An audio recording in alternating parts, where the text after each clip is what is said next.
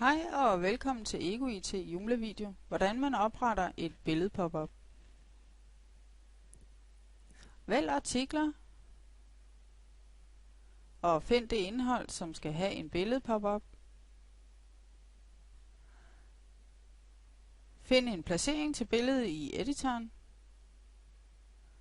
og brug Image Manageren til at browse frem til billedet.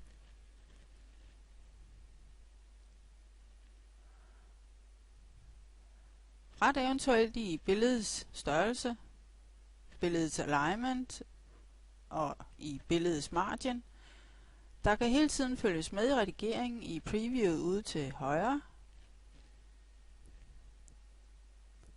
Og afslut med at klikke på Insert.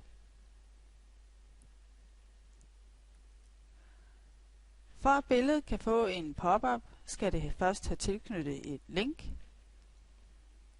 Klik på billedet, opret et link, og det er til det billede, som skal vises i pop-up-vinduet, og browse frem til det.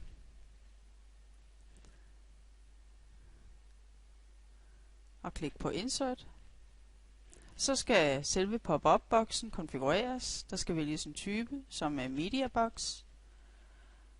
Der behøves ikke at være noget pop-up-ikon, for det er billedet.